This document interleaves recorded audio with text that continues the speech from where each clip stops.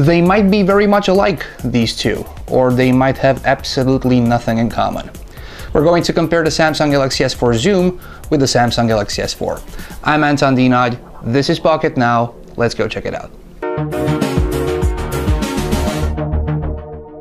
If you're not paying attention to the details, you might think that the Samsung Galaxy S4 Zoom is a Samsung Galaxy S4 with a zoom lens.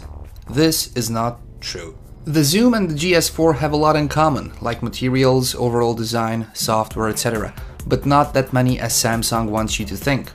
To be quite honest, the Zoom has more in common with the Galaxy camera and the S4 Mini. Actually, it's an S4 Mini with a zoom lens, but that wouldn't have sounded that good in the marketing department. Before we dive in, let's get a couple of things out of the way. First, this is the octa-core Exynos 5 version GTI 9500. Second, for an in-depth look at the Samsung Galaxy S4, all of its features, make sure to check out our full review on Pocket Now. You should also subscribe to our social media to stay up to date with everything. As always, this video will focus on hardware, software and user experience, as well as the camera performance of the two. The usual hyperglazed polycarbonate, a familiar design, as well as the overused branding and naming is what these two have in common. The Galaxy S4, like we said in previous videos, or every time we had a chance to, is a rehash of the GS3 and Note 2 in terms of design and materials. One might say that Samsung is consistent, others may simply hate it. We'll say that the internals and the functionalities are making up for all of that. It is, after all, one of the best Android phones money can buy today. The Galaxy S4 Zoom, on the other hand, looks like something that could have resulted after the Galaxy camera and the S4 Mini had a baby. Dude, are you talking on your camera? That's what I usually get when people see me use it as my daily driver. No, it's a phone with zoom lens, is usually my reply, which gets waved off quickly. Looking at the Zoom from the front will make you instantly recognize a GS3 or an S4 Mini. It's a phone. Once you turn it to the side or to the back, you'll quickly realize that, honestly speaking, it looks like a camera. And there's nothing wrong with that, at least not in my book.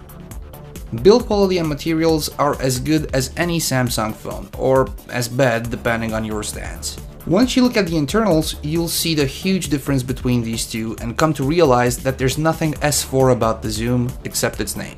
We've got either an octa-core, which is a dual quad-core Exynos 5 CPU running at 1.6 GHz for the A15 chip and 1.2 GHz for the A7 chip, a Snapdragon 600 at 1.9 GHz or a Snapdragon 800 at 2.3 GHz powering the Galaxy S4, depending on the model, versus a more modest dual-core 1.5 GHz processor powering the Zoom. 16, 32 and 64 GB storage versus 8 GB, 2 GB of RAM versus 1.5, 5-inch Full HD Super AMOLED screen versus 4.3-inch QHD Super AMOLED screen, 13-megapixel main camera versus 16-megapixel main camera, plus a truckload of sensors on the GS4 versus just the usual suspects on the Zoom. This is not a Galaxy S4, and this is probably the last time we'll say this. On the software side, things look a little bit more alike, meaning we got Android 4.2.2 Jelly Bean running on both devices with Samsung's own TouchWiz user interface on top. However, due to the lack of certain sensors and functionalities on the Zoom, the user experience is inferior to the one on the S4 if you care about all the features present on the flagship. There's no Air View, Air Gesture or S-Health on the Zoom. If you don't care about these, you shouldn't be concerned. Another omission, just like in the S4 Mini's case, is the LED notification. You won't find it on the Zoom, and you won't find it in its settings either. And since we're talking about a 4.3-inch screen on the Zoom, the keyboard is lacking a fifth numeric row at the top. That aside, everything else seems to be the same, with some additional camera-oriented features on the Zoom. There are 25 shooting modes on the Zoom versus 12 on the S4. The camera interface, while similar at first glance, is also slightly tweaked on the Zoom to get you smart modes, favorite modes, and expert settings for program mode, manual mode, and color wizard. In the first case, you set the exposure and the shutter speed, and the aperture is being set automatically. In the second mode, you adjust the shutter speed and aperture, and in the third mode, you change the brightness, color saturation, contrast, and sharpness. You will also find a certain photo suggest application on the Zoom, which, based on your location, shows you interesting places to capture on film.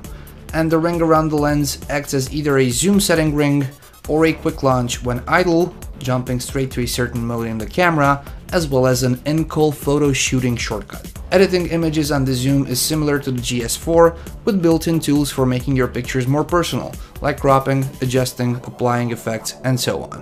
One of the biggest annoyances with the Zoom, in our case, is the inability of TouchWiz to function in landscape mode, while you're on the home screen, app tray, and other areas. We do understand that Samsung wants you to use this as a phone, but it comes naturally to hold it in landscape. Nothing a software update cannot fix, it's just there on our cons list alongside the lack of an LED notification. Even the focused assist light could have been a feasible solution. And while we're talking about the camera, this is how different these two, air quotes, phones are.